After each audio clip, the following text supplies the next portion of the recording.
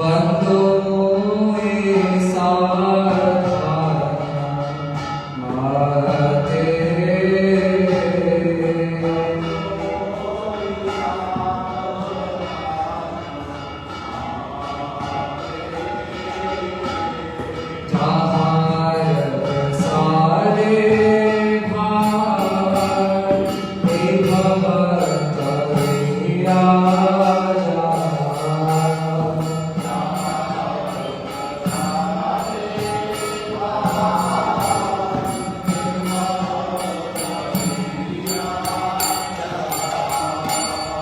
कृष्ण क्रांति हरे जावा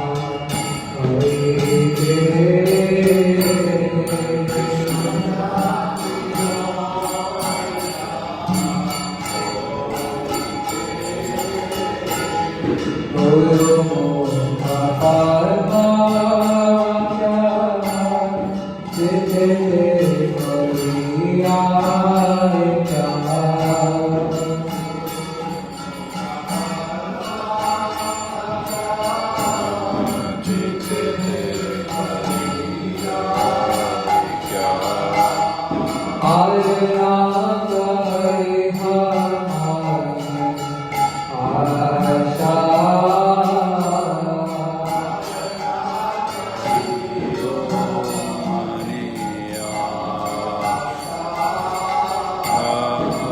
गुरु चरणे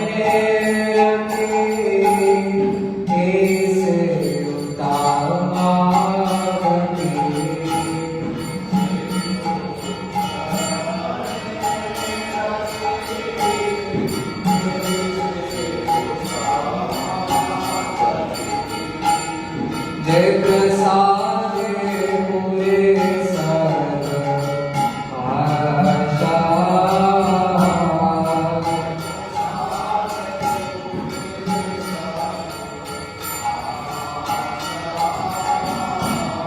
जय प्रसाद पूरे सर्व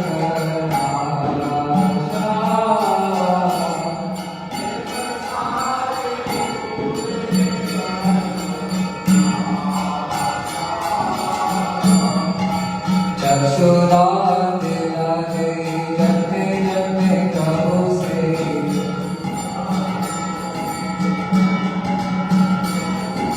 दिव्य ज्ञान हृदय प्रकाशिका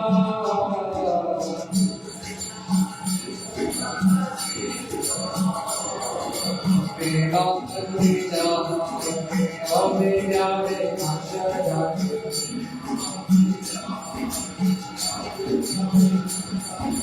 तेरे बात हमारा चलेगा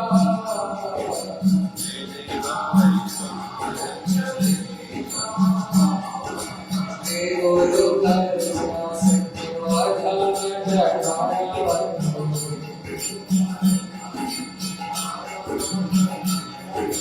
लोकना को तेरा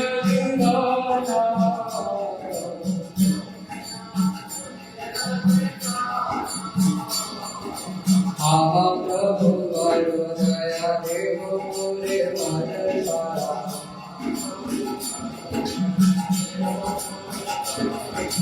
दोया करने गए मुसराना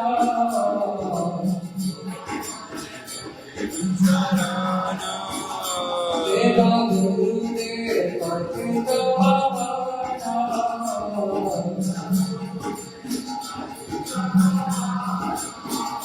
जया गुरु देवा जया गुरु देवा गुरु देवा जया गुरु देवा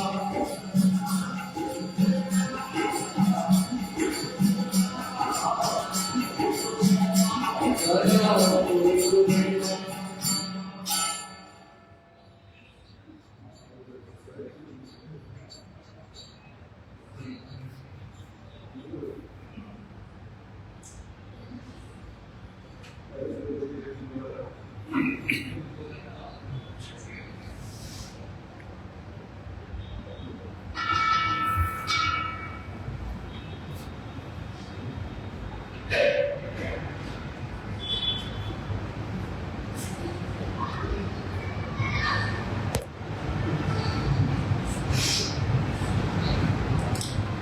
Kiruke Paibo Sela Muira Chala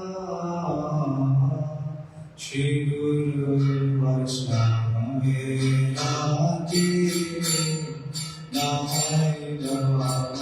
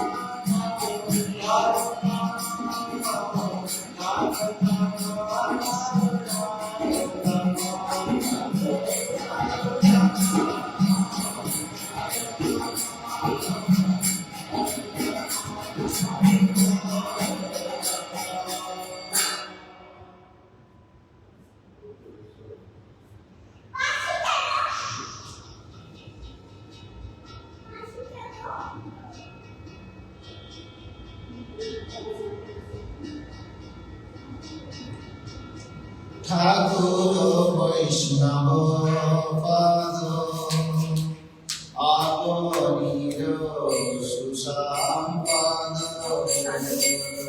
ঠাকুর বৈষ্ণব পাদ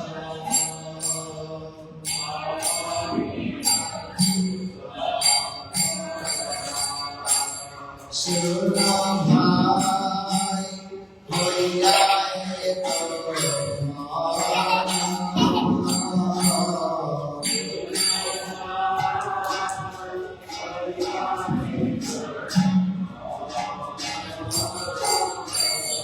আশ্রয় লইয়া ভরে তারে কৃষ্ণ নাহি তরে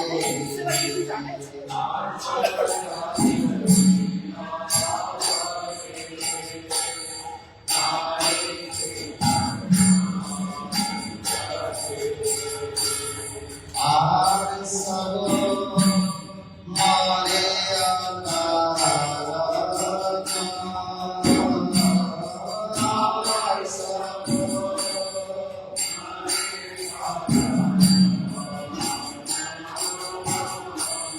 বৈষ্ণব প্রেম ভক্তি দিতে বৈষ্ণব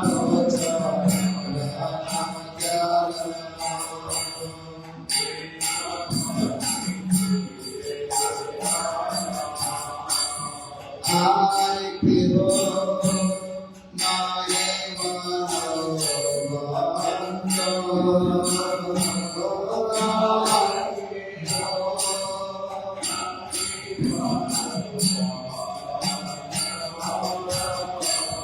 বৈষ্ণব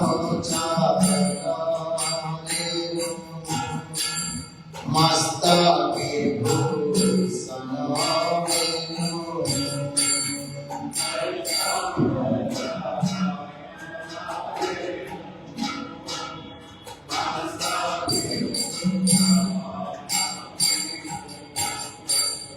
আর নাহি ভূষণের অন্ত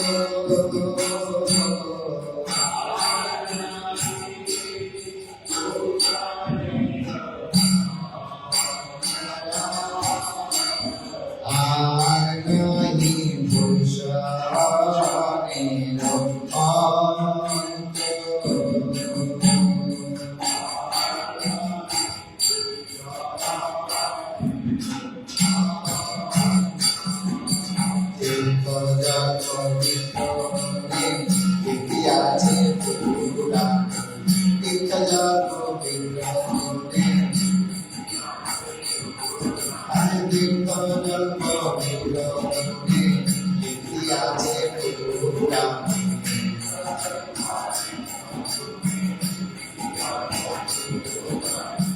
সেসব ভক্তির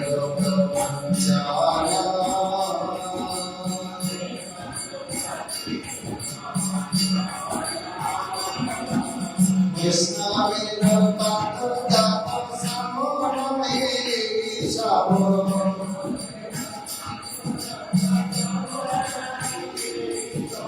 বৈষ্ণবের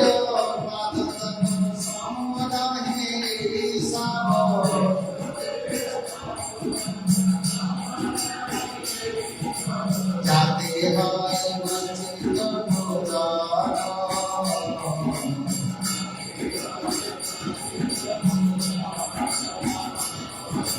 বৈষ্ণব সংকেতে মান আনন্দিত অনুখান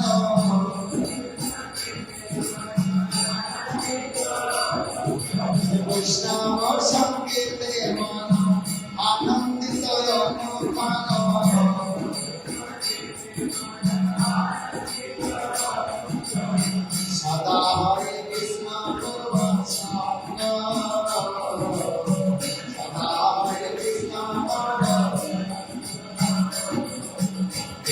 नारदाने या प्रजनाहि बांधे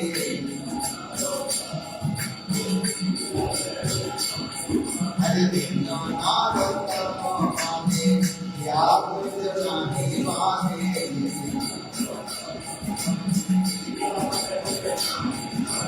जो दसकनो हरिलो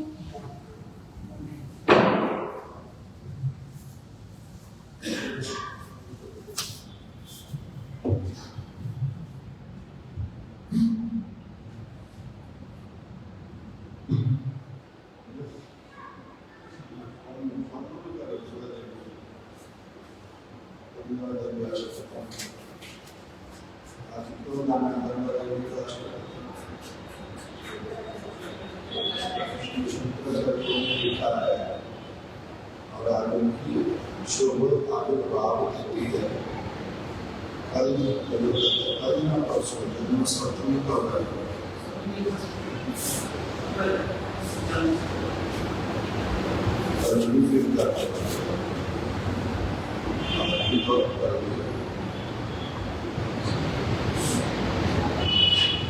और श्री शंकराचार्य ने क्या लिखा है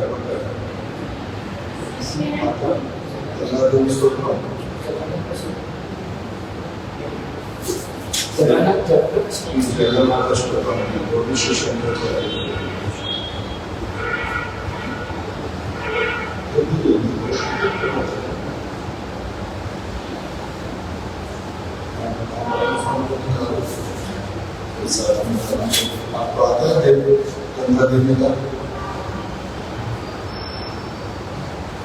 श्री गंगा स्तोत्रम बाय श्री शंकराचार्य।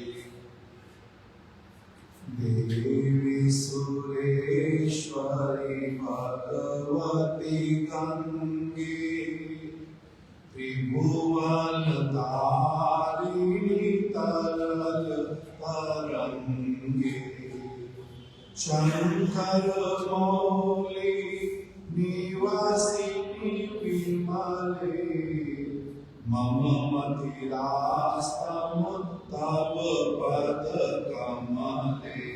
देवी सुरेश्वरी भगवती गंगे त्रिभुवन तारिणी तरल तरंगे शंकर मौली निवासिनी विमले मम मतिरास्तम तव पद कमले।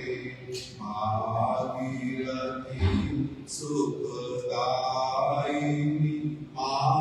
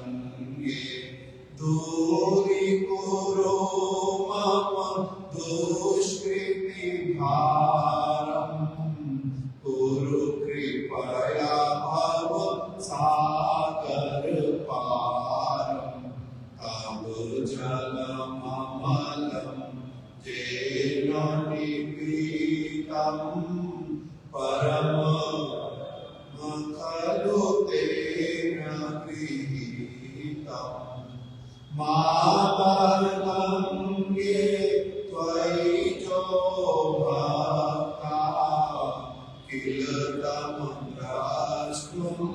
नायमशक्ता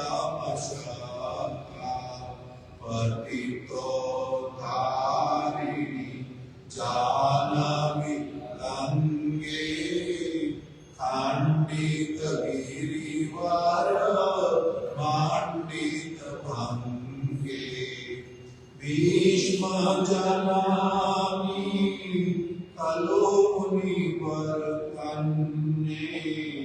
पतितो धारिणि त्रिभुवन धन्ये कल्पलतामि वा फलदां लोके प्रणमति यस्त्वां नापतति शोके पारावारोऽपि हारिणि गङ्गे विबुधवाधुकृत तरलपङ्गे तव कृपया चेत् स्रोतसनाता पुनरपि जठरे सोऽपि न जाता नरक निवारिणि जाह्नवी गङ्गे कलुष विनाशिनी मयि मोतु गङ्गे कलुष विनाशिनी मयि मोतङ्गे परिलसगङ्गे पुण्यकरङ्गे जय जय जाह्नवी करुणामङ्गे इन्द्रमुकुटमणि राजतचरणे सुखदे शुभदे सेवकचरणे रोगं शोकं तापं पापं हर मे भगवति उमति कलापम् त्रिभुवन सारे वसुधारे त्वमसि गतिर्मम खलु संसारे अलकानन्दे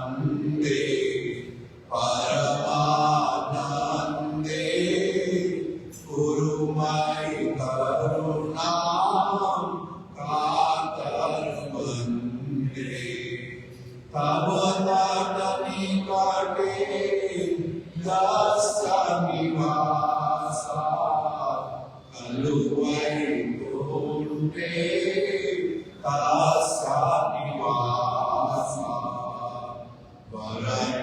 वरनिहनीरे कमठो लीना किं वा तीरे सरताश्रीना अथवा समयुति स्वापचोदीना स्थलनाहि दूरे निपति पुरीना ओ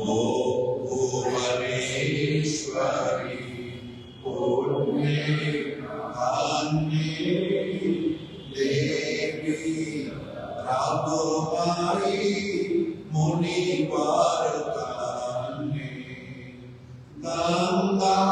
गङ्गास्तवमि माम् अमलामुनित्याम् पठति नरोजसा जायति सत्याम् येषामि गये गङ्गा भगवती तेषां भवति सदा सुखं भुक्ति मधुर मनोहर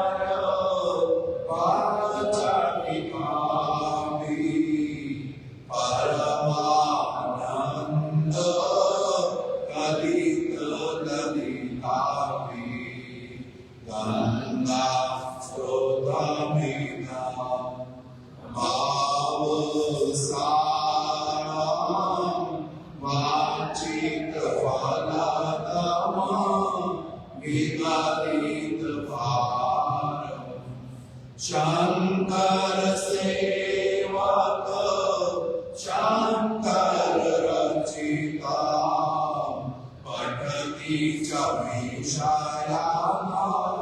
मीति समाप्तम् देवी सुरेश्वरी भगवती गंगे त्रिभुवनतारिणी तरंग तरंगे शंकर मौली निवास विमाले मम मतिरास्तम तव पद कमले देवी सुरेश्वरी भगवती गंगे त्रिभुवनतारिणी तरंग तरंगे शंकर मौली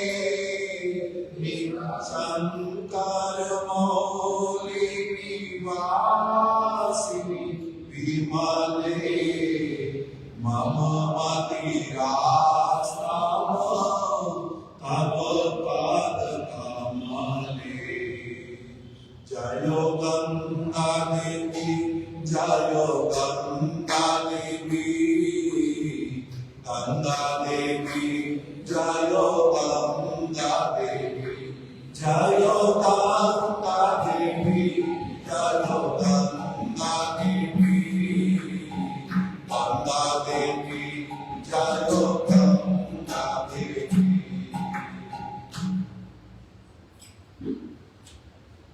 अभी श्री जगन्नाथ आश्रम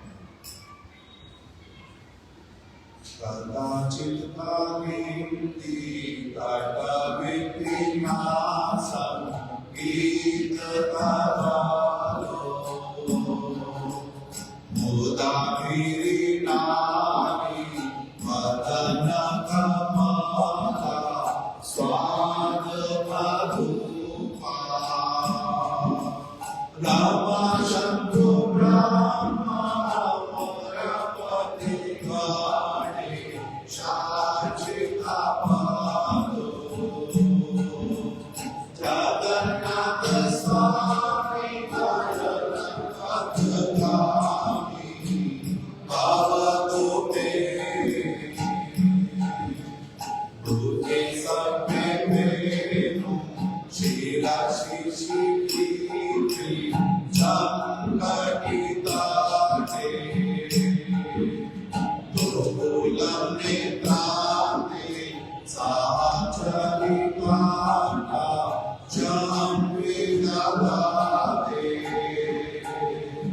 सदा श्रीमद्वृन्दावनवसति लीलापरिचयो जगन्नाथ स्वामी नयनपथगामी भवतु मे महाभोगस्थिरे कनकरुचिरे नीलशिखारे वसन्तसकान्ता सहजवन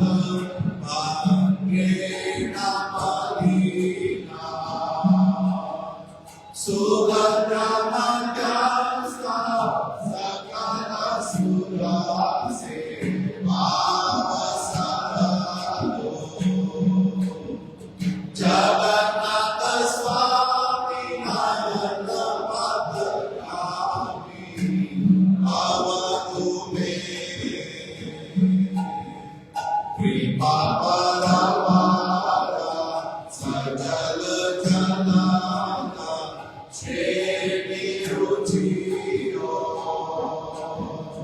ब्रह्ममणि रामा सूर्यदमन केरुहमुखा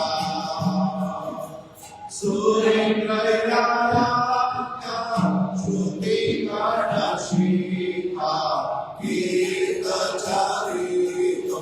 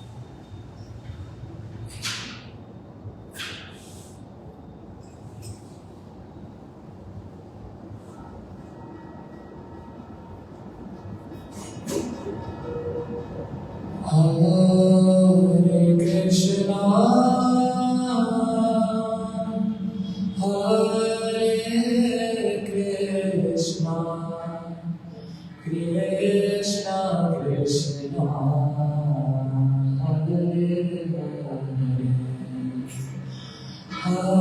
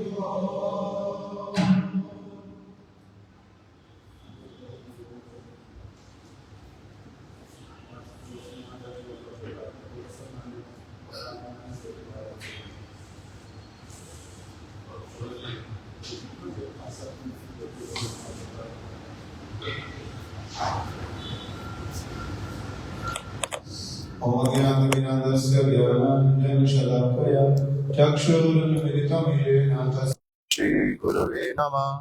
वाञ्छाकल्पतरुभ्यश्च कृपासिन्धुभ्य एव च पतितानां पावनेभ्यो वैष्णवेभ्यो नमो नमः। श्रीकृष्ण चैतन्य प्रभु नित्यानंद श्री अद्वैत गदाधर श्रीवासादि गौरभक्तवृंद हरे कृष्णा कृष्णा कृष्णा हरे हरे हरे राम राम राम हरे हरे। मैं सबसे पहले अपने गुरुपाद पद्म नितलीला प्रविष्ट ओम विष्णुपाद अष्टोत्तर शत श्री श्रीमद् भक्ति वल्लभ तीर्थ गोस्वामी महाराज एवं नितलीला प्रविष्ट ओम विष्णुपाद अष्टोत्तर शत श्री श्रीमद् भक्ति विज्ञान भारती गोस्वामी महाराज जी के चरणों में प्रणाम करके उनके हेतु की कृपा की प्रार्थना करता हूँ। तत्पश्चात शिक्षा गुरुदेव नितलीला प्रविष्ट ओम विष्णुपाद अष्टोत्तर शत श्री श्रीमद् भक्ति वेदांत नारायण गोस्वामी महाराज नितलीला प्रविष्ट श्री श्रीमद् भक्ति वेदांत त्रिविक्रम गोस्वामी महाराज एवं नितलीला प्रविष्ट श्री श्रीमद् भक्ति वेदांत वामन गोस्वामी महाराज जी के चरणों में भी प्रणाम करके उनके हितों की कृपा की प्रार्थना करता हूँ। यहाँ उपस्थित श्रीपाद माधव प्रिय प्रभु को प्रणाम करता हूँ और अन्य समस्त वैष्णव को मैं अपना प्रणाम ज्ञापन करता हूँ। आज एक तो श्री शंकराचार्य जी जिनको कहते हैं शंकर साक्षात, उनकी आज शुभ आविर्भाव तिथि है।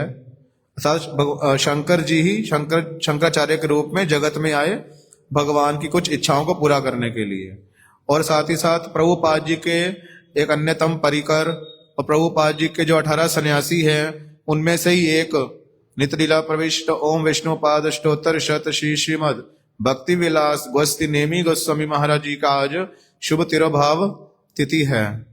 इसलिए श्री भक्ति विलास गोस्ती नेमी गोस्वामी महाराज जी की जो महिमा, कुछ उनका गुणगान हमारे महाराज जी करते थे, उनसे जो सुना है वही दोहराने का प्रयास करता हूं। एक तो शिला भक्ति विलास गोस्ती नेमी गोस्वामी महाराज जी प्रभुपाद जब गोरक्ष बाबा जी महाराज प्रकट थे, प्रभुपाद जी के भी गुरु जी गोरक्ष बाबा जी महाराज उस समय से ही प्रभुपाद जी के पास आ गए थे। क्योंकि हम सुनते हैं श्री भक्ति वेदांत नारायण गोस्वामी महाराज जी कथाओं में भी जब प्रभुपाद जी ने भेजा उनको, श्री भक्ति पर ज्ञान केशव गोस्वामी महाराज जी उस समय ब्रह्मचारी थे, विनोद बिहारी प्रभु और साथ में गौर गोविंद प्रभु, वही बाद में श्री भक्ति विलास गोस्वामी महाराज बने। और भी एक दो भक्त थे जब बाबा जी महाराज जी को मिलने गए, जब बाबा जी महाराज जी का बाबा जी महाराज उस समय जो पहले समय की शौचालय होते थे, अर्थात लोग पहले टॉयलेट पास कर देंगे, वहां बहुत सारा टॉयलेट इकट्ठा हो जाएगा, फिर मैथर आएगा उसको उठाकर लेके जाएगा। आज तरह के टॉयलेट नहीं थे कि फ्लश करो और सब साफ हो जाएगा। उस समय का दुर्गंध युक्त टॉयलेट शौचालय, उसमें बाबा जी महाराज क्या कर रहे थे, वास कर रहे थे। तो जब प्रभुपाद जी ने अपने भक्तों को भेजा तो उस समय जो बाबा जी महाराज जी ने जो लीला की, उस समय ये शिला गौर गोविंद महाराज, शिला नेमी गोस्वामी महाराज जी भी उसमें विद्यमान थे, उस प्रभुपाद जी के शिष्यों में। जब बाबा जी महाराज पहले दरवाजा खोलते नहीं है, बोले मैं तो कमजोर हूं, मैं तो उठ नहीं सकता, मैं कैसे दरवाजा खोलूं। फिर उन्होंने बोला बाबा जी महाराज हमें प्रभुपाद ने भेजा है, सरस्वती पाद ने भेजा है। फिर बाबा जी महाराज एकदम से बाबा जी महाराज खड़े हो गए, ओ मेरे प्रभु ने भेजा है। बाबा जी महाराज साथ साथ उठकर दरवाजा खोल देते हैं और उनको कहते हैं कि आप लोग क्या करो, प्रभुपाद मेरे प्रभु की अच्छे से सेवा करो और उस सेवा को करने में आपके मार्ग में जो भी विघ्न आएंगे मैं अपने ऊपर लेता हूं। जब बाबा जी महाराज ये शब्द बोले उस समय श्री नेमी गोस्वामी महाराज जी उस समय जो कि गौर गोविंद महाराज जी नाम था उनका, वो गौर गोविंद प्रभु नाम था, वो भी वहां पे विद्यमान थे। और हमारे महाराज जी बताते थे श्री भक्ति विज्ञान भारती गोस्वामी महाराज जी कि ये पहले मायावादी लोग हैं उसी में ही मायावादियों में ही रहते थे, मायावादी ही थे ये पहले, जो कि कहते हैं कि हम लोग ब्रह्म हैं, हम लोग क्या है माया के चंगुल फंसकर ब्रह्म जो है अशुद्ध ब्रह्म हो गया है, बाद में हम जब साधन करेंगे हम ब्रह्म में मिलकर एक हो जाएंगे। इस तरह की बातें जो लोग बोलते हैं, मिथ्या बातें बोलते हैं, उसी का ही ये फॉलोअर थे श्री नेमी गोस्वामी महाराज। लेकिन बाद में जब प्रभुपाद जी के साथ इनका भेंट हुआ, उनसे इनकी वाणी सुनी, तो उन्होंने मायावादी को छोड़ करके जो वास्तविक शुद्ध परंपरा की जो बातें हैं, जो भगवान श्री कृष्ण ने स्वयं अपने मुख से बोली हैं, उन सब बातों को ही उन्होंने जीवन में पालन किया और सब जगह प्रचार किया।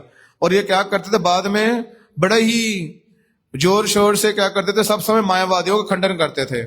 इसलिए ही प्रभुपाद ने इनका नाम जो दिया, नित्य लीला प्रविष्ट, इनका नाम जो दिया श्रीपाद भक्ति विलास गोस्ती नेमी गोस्वामी महाराज। नेमी अर्थात चक्र में जो बहुत ही नुकीली धारियां होती हैं, वो क्या करती हैं, जो काटने के काम आती हैं। इसी तरह ही मायावादियों की जो मिथ्या वचन है, जो भ्रांत वचन है, उनको काटने में बड़े एक्सपर्ट थे ये श्री नेमी गोस्वामी महाराज। इसलिए प्रभुपाद भक्ति सिद्धांत सरस्वती गोस्वामी ठाकुर जी ने इनको वो वाला नाम दिया, श्री भक्ति विलास गोस्ती नेमी गोस्वामी महाराज जी। हमारे महाराज बोलते देखने में भी ये बहुत ही सुंदर थे। महाराज बोलते एक बार कहीं पर प्रचार करने गए, वहां पर इतना अच्छा उसको मतलब अच्छे से कथा सुनाई, व्यक्ति इंप्रेस हो गया, बहुत ज्यादा गौड़िया मठ के प्रति। तो अपनी गाड़ी में छोड़ने के लिए प्रभुपाद जी को इनको मठ में आया, तो और मठ भी इन्होंने मठ की सेवा के लिए, और गाड़ी को भी मठ की सेवा के लिए रख लिया, उसे ले लिया और उसने खुशी खुशी दे भी दिया मठ की सेवा के लिए गाड़ी को। इस तरह से बड़े अच्छे ये प्रीचर थे। प्रभुपाद जी के समय एक नियम था कि पहले ऐश्वर्य कम था, बाद में ऐश्वर्य इतना हो गया, मठ में 2-2 गाड़ियां, बैलगाड़ी घोड़ा गाड़ी, बहुत कुछ था ऐश्वर्य। लेकिन सब लोग कार में नहीं चढ़ सकते थे। लेकिन कुछ भक्त जिनकी जिस तरह की सेवाएं हैं, वो उस तरह की सेवाओं को करने के लिए गाड़ी में चढ़ेंगे। कोई व्यक्ति दूध लेने जाएगा तो कार में बैठ के दूध लेने जाएगा, ऐसा कभी होगा नहीं। छोटे मोटे कामों के लिए मठ की गाड़ी नहीं थी। जो विशेष सेवा करेंगे, प्रभुपाद कहते थे जो रानी का प्ले करेगा रानी की ड्रेस पहनेगा, जो भिखारी का प्ले करेगा भिखारी की ड्रेस पहनेगा। मूलतः सभी तो प्रभु भगवान के सेवक ही हैं, लेकिन कुछ सेवाएं ऐसी होती हैं जिनको करने के लिए बाहरी रूप से रानी का वेश पहनना पड़ता है, लेकिन वास्तविक रूप सभी सेवक हैं। इसलिए उस समय जब गाड़ियां थी मठ में, उनमें नेमी श्री भक्ति विलास गोस्ती नेमी महाराज जी, भक्ति सारंग गोस्वामी महाराज, परम गुरुदेव श्री नित्य श्री में भक्ति दयित माधव गोस्वामी, इस तरह के कुछ भक्त श्री भक्ति सर्वस गिरी गोस्वामी महाराज, ये लोग ही गाड़ी में चढ़ सकते थे, सबको अलाउ नहीं था।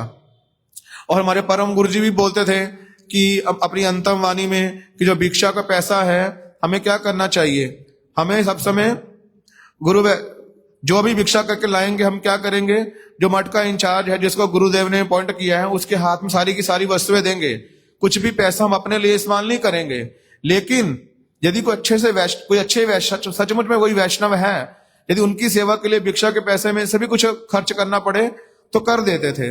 तो परम गुरु जी कह रहे हैं कि ऐसे नहीं कि किसी भी वैष्णव पे खर्च कर दो। उन्होंने नाम लिए कि भक्ति रक्षक श्रीधर गोस्वामी महाराज, भक्ति विलास गोस्ती नेमी गोस्वामी महाराज, और भी 1-2 नाम लिए कि भक्ति सारंग गोस्वामी महाराज जी। इस तरह के जो बहुत अच्छे शुद्ध वैष्णव हैं तो गुरु भाई, लेकिन बहुत शुद्ध वैष्णव हैं, उनके लिए कहते हैं भिक्षा के पैसे में से भी खर्चा कर देता था, लेकिन अपने लिए कभी भी भिक्षा के पैसे में से खर्चा करता नहीं था। इस तरह हमारे परम गुरु जी सब लोग कैसे इनके विषय में कैसी शुद्ध वैष्णव वाली सब समय बुद्धि रखते थे श्री नेमी गोस्वामी महाराज जी के लिए। और एक और बात हमारे महाराज जी की बोल के समाप्त करता हूं कि हमारे महाराज जी कहते थे इनको डेली सुबह ब्रेकफास्ट में 2 लीटर दूध चाहिए ही चाहिए। वो कहते थे मठ में उस समय जो भंडारी थे प्रभुपाद जी के समय, उनका नाम था उद्धारण प्रभु। तो कहते थे उद्धारण मुझे 1 बूंद दूध दे दो। हमारा बोलते 1 बूंद मतलब 2 लीटर। तो एक बार कहीं प्रचार करने गए तो वहां पर सेवक दूध लेने का दूध मिला ही नहीं। तो कहते प्रभु, उन्होंने बोला महाराज दूध मिला नहीं है। क्या नेमी के भाग्य में दूध नहीं है? ऐसा कभी हो सकता है? चलो मेरे साथ चलो। तो बाहर गए, देखा एक व्यक्ति कुछ गाय का बछड़ा लेके जा रहा था, उसके पीछे पीछे चल पड़े। जब किसी घर में पहुंचे, एक बुढ़िया के घर में, उसके पास दूध था, जितना दूध था उसके पास सारा उन्होंने उससे खरीद लिया और बोले देखो तुम क्या कह रहे थे नेमी के भाग्य में दूध नहीं है, दूध आया कि नहीं आया। मैं इस तरह उनकी वैष्णव की विचित्र लीलाएं होती हैं। इस तरह से कुछ बातें उनके स्मरण आई जो कि महाराज से सुनी। यही बोलकर मैं अपनी वाणी को विश्राम देता हूँ। वांछा कल्पतरु भयश्च कृपा सिंधु भयेवच पतितानां पावनेभ्यो वैष्णवेभ्यो नमो नमः।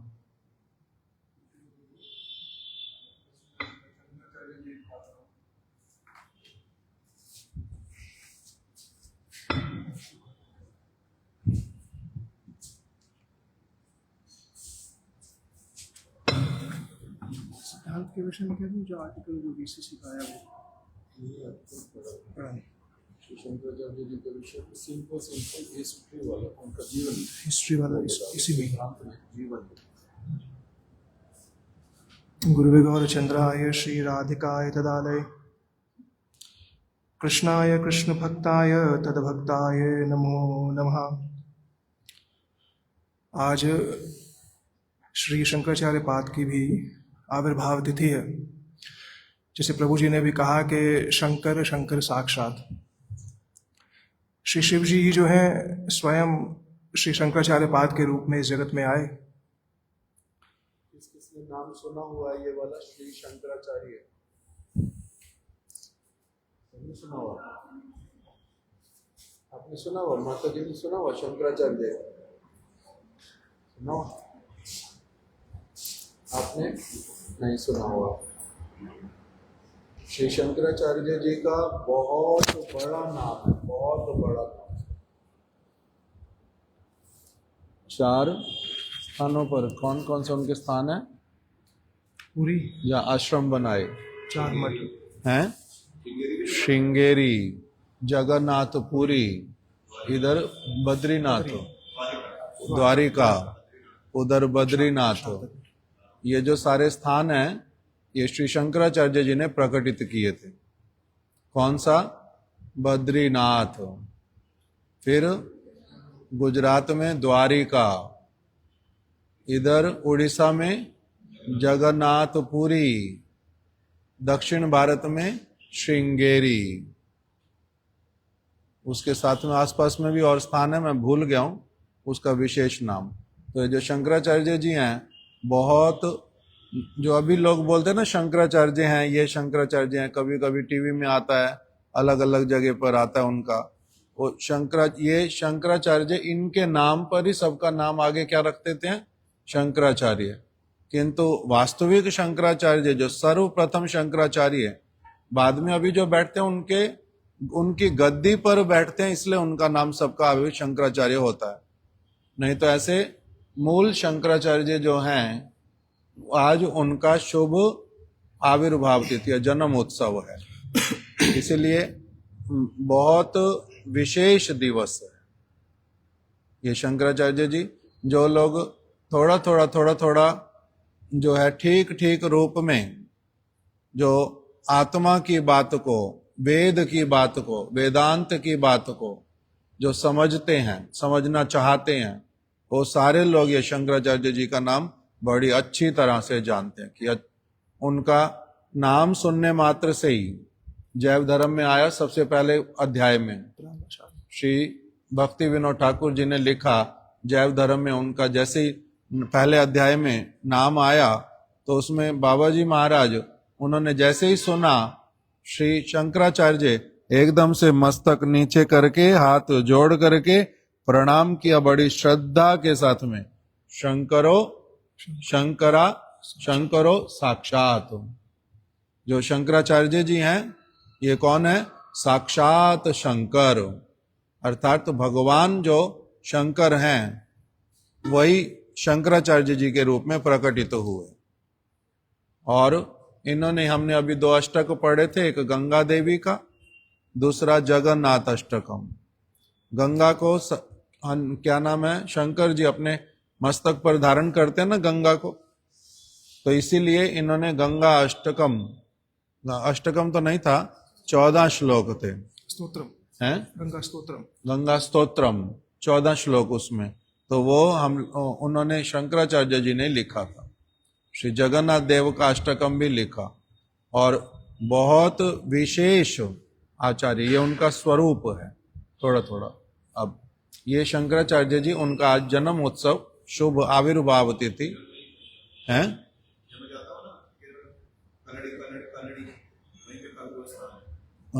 इनका जन्म स्थान वही वही वही कोच्चि के पास। तो भागवत जी में आया कि श्री कृष्ण के इस धराधाम को छोड़ने के बाद, माने जब श्री कृष्ण ने अपनी लीला समाप्त कर दी, तो उसके बाद धर्म ने किसका आश्रय लिया? माने धर्म को जानने के लिए कौन सी ऐसी वस्तु को जानने की आवश्यकता है? तो भागवत जी ने कह दिया कि कृष्ण के जाने के पश्चात धर्म ने आश्रय लिया श्रीमद् भागवतम का। माने जो भागवत को सही सही रूप से समझ जाएगा उसको सही रूप से धर्म के विषय में पता चल जाएगा, ऐसी बात कह दी। और अब कृष्ण जब चले गए, तो भगवान जब चले गए तो उसके कुछ वर्षों बाद, 501 वर्ष बाद या 1000 वर्ष बाद, भारतवर्ष में क्या होने लगा कि वेदों का दुरुपयोग होने लगा। दुरुपयोग माने वेदों में पशु हिंसा बताई गई है, ऐसे श्लोकों का आधार लेकर के जो उस समय वेद को मानने वाले थे, उन्होंने कहा कि वेद में तो पशु हिंसा लिखी गई है, उसके आधार पर सब लोग पशु हिंसा करने लगे।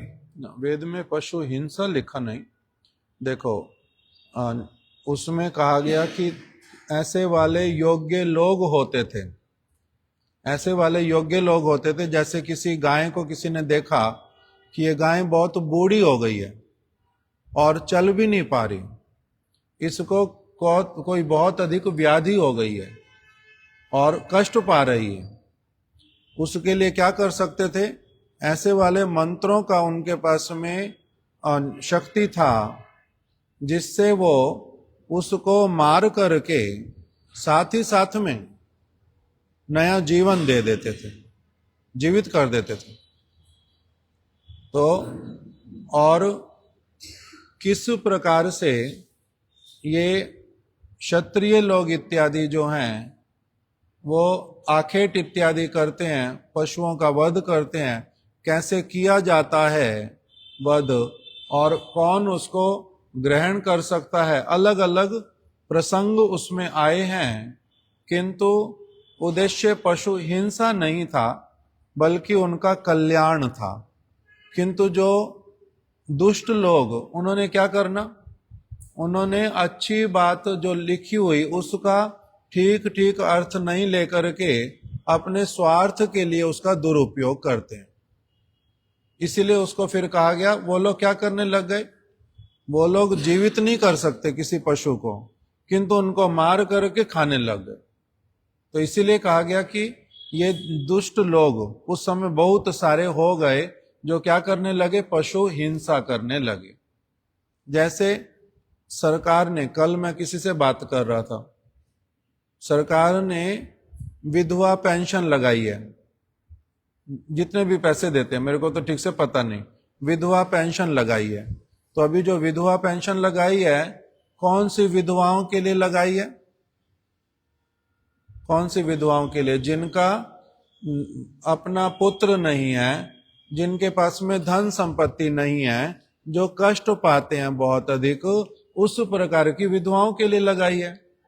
कोई ऐसी विधवा जिसके पास में 100 करोड़ रुपए हों और फिर बच्चे भी हों, देखभाल भी करने वाले हों, किंतु क्योंकि सरकार ने बोल दिया विधवाओं को क्या करेंगे हम, पेंशन देंगे, तो वो भी अपना पेंशन लेने पहुंच गए, वो भी अपना पेंशन लेने पहुंच गए और शर्म भी नहीं आती, पेंशन ले लेती है अपना। किस लिए?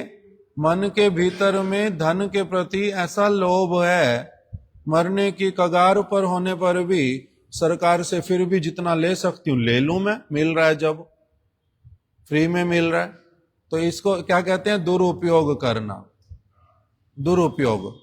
इसी प्रकार और एक उदाहरण देखो, ट्रेन में टिकट भर के जाते हैं, एसी में, मान लो एसी कोच है, टिकट आपने लिया, पैसा खर्च किया, वहां पर बाथरूम जाओगे, बाहर वॉश बेसिन पे जाओगे तो साबुन है पड़ा वहां पर, लिक्विड, तो इसका मतलब क्या, उनका लिक्विड सारा खत्म कर डालो। क्यों? कोई अगर लिक्विड खत्म कर ही जा रहा है और निकालते, बहुत सारा निकालते, चाहिए इतना सा हाथ धोने के लिए, पूरा एकदम से निकालते हैं, तो उसको बोलने से क्या कहते हैं, अरे हमने बहुत सारे पैसे दिए हैं इनको, तो इसलिए क्या कर सकते, साबुन मिस यूज करने का, वेस्ट करने का हमारे को क्या मिल गया, अधिकार, तो इसको क्या कहते हैं, दुरुपयोग। ऐसे अनेक प्रकार के उदाहरण। तो इसीलिए शास्त्र में जिस प्रकार की बात जिस उद्देश्य से जिसके लिए लिखी वो नहीं मान करके अपने मन गढ़, अरे वहां कहा गया ना राम जी भी आखेट करते थे, अरे वो भी करते थे, इसलिए हम भी कर सकते हैं, इसलिए वैसा करके पशुओं का वध करना, उसको क्या कहते हैं, हिंसा। तो ये वाली बहुत अधिक होने लगी थी, इस बात को सबसे पहले बता दे। तो जब इन सब वाक्यों का आधार लेकर के पशु हिंसा करने लगे, तो भगवान ही स्वयं बुद्ध देव के रूप में इस जगत में प्रकट हुए। अब एक ऐसा समाज जो कि वेद का ही आश्रय लेकर के हिंसा कर रहा है, अगर उनको ये समझाया जाए कि इन वेद वाक्यों का वैसा अर्थ नहीं है, बुद्धि क्या है, दूषित है, तो वो उनके वाक्यों को स्वीकारेंगे नहीं।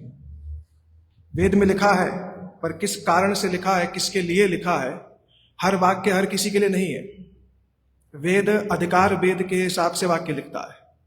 जैसे स्कूल में जो पाठ्यक्रम होता है वो सबको एक बराबर नहीं मिलता है। 10वीं का बच्चा जो है वो 12वीं की किताब जाएगा तो उसको कुछ प्राप्त नहीं होगा। उसी प्रकार से वेद ने अधिकार भेद से वाक्यों को लिख दिया, पर जब उसका दुरुपयोग होने लगा तो भगवान ने इसके निवारण के लिए स्वयं भगवान बुद्ध के रूप में आए और उन्होंने ये कह दिया कि अहिंसा पर धर्म, अहिंसा सबसे बड़ा धर्म है। पर अहिंसा सबसे बड़ा धर्म है, इसको स्थापित करने में एक समस्या क्या थी कि उन लोगों ने सामने से ऑब्जेक्शन किया कि ये तो वेद में लिखा है, वेद में लिखा है। तो इसीलिए पहले भगवान होने पर भी, भगवान बुद्ध आए, विष्णु स्वयं विष्णु तत्व हैं, होने पर भी उन्होंने वेद को ही अप्रमाणिक स्थापित कर दिया कि वेद क्या है, अप्रमाणिक है। क्योंकि अगर वेद को प्रमाणिक मानेंगे तो फिर उनकी उस बात का खंडन नहीं किया जा सकता, क्योंकि उनकी जनसंख्या बहुत अधिक हो गई थी। जो लोग वेद के वाक्यों का दुरुपयोग कर रहे थे उनकी जनसंख्या बहुत अधिक हो गई थी। तो भगवान बुद्ध ने आकर के क्या किया, वेद को ही अप्रमाणिक स्थापित कर दिया।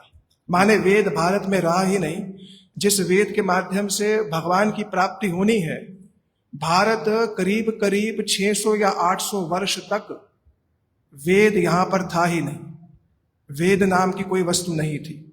महाभारत, गीता, भागवतम इत्यादि ये सब प्राय भारत से लुप्त हो चुके थे और पूरे के पूरे भारत धर्म में, पूरे के पूरे भारतवर्ष में बौद्ध लोग जो है उन्होंने ये स्थापित किया कि वेद नामक कोई वस्तु नहीं होती है। पर ये जो भगवान का कार्य था कि वेद नहीं होते, ये भगवान का तात्कालिक कार्य था। एक कार्य होता है जो केवल एक विशेष समय के लिए किया जाता है, और एक कार्य होता है जो सर्वकालीय किया जाता है, मान जिसका प्रभाव हमेशा पड़ता है। तो ये जो भगवान ने किया इस समय आकर के वेद को अप्रमाणिक स्थापित कर दिया कि वेदों की सत्ता ही नहीं है, वेद काल्पनिक है, वेदों को कल्पना कह दिया गया, केवल किसी व्यक्ति के द्वारा रचित है, ऐसी बात कह दी। इससे लाभ क्या हुआ, पशु हिंसा बंद हो गई। पर इससे हानि बहुत बड़ी क्या हुई कि जिस वेद से भगवान की प्राप्ति होनी थी वही वेद ही नहीं है भारत में। अब ऐसे कोई 600 से 800 वर्ष तक भारत में केवल यही सब चला। तब वेद को ही फिर से स्थापित करने के लिए भगवान ने अपने ही अत्यंत प्रिय, अत्यंत उनके अत्यंत निकट के सेवक, उनके हृदय से अभिन्न श्री शिव जी को ही कहा कि आप जाकर के वेदों को भारतवर्ष में फिर से स्थापित करिए, क्योंकि मनुष्य जीवन का लक्ष्य भगवान की प्राप्ति है और भगवान की प्राप्ति बिना वेदों के नहीं हो सकती है। जिस भारतवर्ष की भूमि पर केवल और केवल भगवान की प्राप्ति के लिए ही जन्म लिया जाता है, अगर उस भारतवर्ष की भूमि पर वेद ही नहीं होगा तो भगवान की प्राप्ति कैसे होगी? मैंने स्वयं भगवान बुद्ध के रूप में आकर के भारत को वेद से विहीन कर दिया था। अब आप स्वयं जाकर के भारत में फिर से वेदों को स्थापित करो। तो उन वेदों के पुनर्स्थापन के लिए आज ही के दिन श्री शंकराचार्य पाद जी का भारतवर्ष में उनका जन्म हुआ। इसलिए हमारे आचार्य श्री भक्तिनाथ ठाकुर जी ने एक बात कही है शंकराचार्य जी के विषय में। जब उन्होंने कहा ये प्राग आचार्य हैं। प्राग आचार्य माने सबसे पहले आदि आचार्य के रूप में इनको गिना जाता है। इस पे विषय आप कुछ कहेंगे? ना, स्पष्ट है, ठीक है। अब शंकराचार्य जी आए, उन्होंने वेदों को स्थापित किया,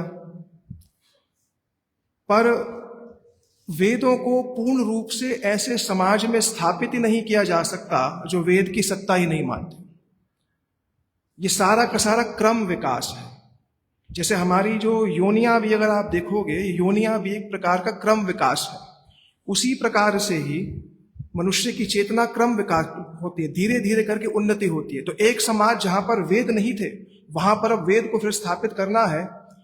पर ये जाकर के कहना कि वेदों में जो ब्रह्म है वो साकार है, वेदों में जो ब्रह्म है उनका रूप भी है, उनकी लीला भी है, उनका धाम भी है, एकदम से लोग रेडी नहीं थे इस चीज को स्वीकार करने के लिए। एक तो ये पहला कारण था। इसलिए शंकराचार्य जी ने वेद तो स्थापित किए, वेदांत के ऊपर भी अपनी टीका लिखी, पर ये सब लिखते भगवान की आज्ञा से उन्होंने जब वेदांत की टीका लिखी उसमें ये कह दिया कि भगवान का ना तो रूप होता है, ना उनकी लीला होती है, ना उनका आकार होता है, ना उनका नाम इत्यादि, ये सब कुछ भी नहीं होता। और ये ऊपर से और कह दिया कि जो वेदों का पालन करेगा, जो इन वेदों को मानेगा, जो मानने वाला है, माने हम लोग, हम ही ब्रह्म हैं। हम सब क्या है? ब्रह्म है। उन्होंने वेद के 4 प्रादेशिक वाक्यों को महावाक्य के रूप में स्थापित कर दिया।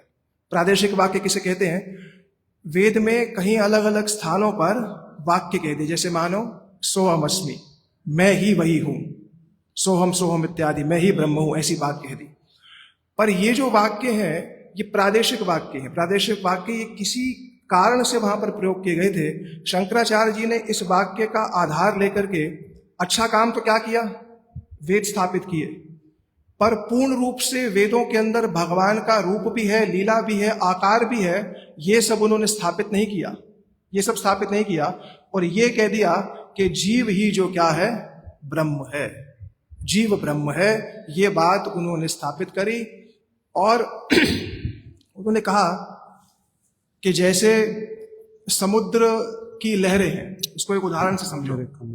समुद्र की लहर है, अब समुद्र है और समुद्र की लहर है। क्या लहर और समुद्र एक ही चीज है या अलग अलग है? एक ही चीज है। तो शंकराचार्य ने कहा कि जैसे समुद्र है और लहर है, पर समुद्र और लहर एक है, तो प्रश्न किया गया अगर समुद्र और लहर एक ही वस्तु होती है, पर लहर है तभी उसको समुद्र कहा जा रहा है, लहर है तभी वो समुद्र कहा जा रहा है, अगर लहर ना हो तो उसको समुद्र नहीं कहा जाएगा। तो समुद्र के अंदर जो ये लहरें आ रही हैं वो कह रहे हैं कि ये केवल और केवल ऊपर ऊपर से दिखती हैं, नीचे जाकर के देखोगे तो समुद्र कैसा है?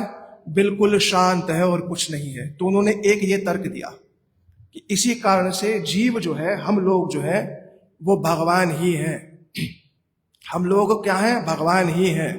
पर उनका ये जो विचार था, ये पूर्ण रूप से निर्भूल विचार है। ये विचार किसी भी रूप से सम्मत नहीं हो सकता है। मैं एक बार, प्रभु जी ने अभी नाम लिया ना शारदा पीठ का, द्वारका के, वहाँ के जो शंकराचार्य हैं, मेरे को नहीं पता था कि वो शंकराचार्य हैं। मैं द्वारका गया और कोई मेरे को उनके निकट ले गया, उन शंकराचार्य जी के निकट। तो मैंने उनसे प्रश्न किया, मैं कहा आप जो कहते हो जीव ब्रह्म है, आप एक बात मेरे को बताइए, आप भगवत गीता को मानते हैं? कहते अवश्य मानते हैं। मैं कहा भगवत गीता में तो भगवान ने स्पष्ट रूप से इस बात को कहा है कि अपरयम इतित्यु अन्य जीवभूत महाभाव येदम धारते जगत, के भगवान कह रहे मेरी एक माया शक्ति है और एक जीव शक्ति है, दोनों अलग अलग हैं, दोनों अलग अलग हैं। तो इस वाक्य को आप कैसे स्थापित करेंगे? इस यहाँ तो भगवान साक्षात कह रहे हैं। तब उन्होंने मेरे को ये बात कही, उन्होंने कहा कि हम कृष्ण को कृष्ण तभी तक ही मान रहे हैं जब तक हम कृष्ण ना बन जाए। ये इनका वाक्य था, हम कृष्ण को कृष्ण मान रहे हैं, पर जब हम उनमें लीन हो जाएंगे तो हम में और उनमें भेद नहीं रह जाएगा, हम में भेद नहीं रह जाएगा। तो श्री शंकराचार्य जी की जो ये बात है ना कि जीव ही ब्रह्म है, ये बात पूर्ण रूप से निर्भूल है। जीव कभी भी ब्रह्म नहीं हो सकता है, जीव कभी भी भगवान नहीं हो सकता है। हम सब लोग भगवान नहीं है, भगवान के अंश हैं, भगवान के दास हैं। तो श्री शंकराचार्य पाद ने आकर के वेदों को तो भारत में स्थापित कर दिया, पर वेदों की स्थापित करने के साथ साथ उनके विचारों में जो त्रुटियां थी, उनके विचारों में जो दोष था, उन विचारों के दोषों को फिर से ठीक करने के लिए सबसे पहले श्रीमद रामानुजाचार्य जी का आगमन हुआ। तो ऐसी पूरी उनकी तो विषय में तो वो छोड़ दो, है ना, वो छोड़ देना जी, हो गया। श्री शंकराचार्य जी की जय। जय श्री श्रीमद भक्ति विलास गवस्थी नेमी महाराज की जय। उनकी शुभ आविर्भाव तिरोभाव तिथि की जय। तिथि पालनकारी भक्त वृंद की जय। गौर प्रेमानंदे हरि हरि बोल। वांछा कल्प तरुभ्यश्च कृपा सिंधुभ्य एव च पतितानां पावनेभ्यो वैष्णवेभ्यो नमो नमः।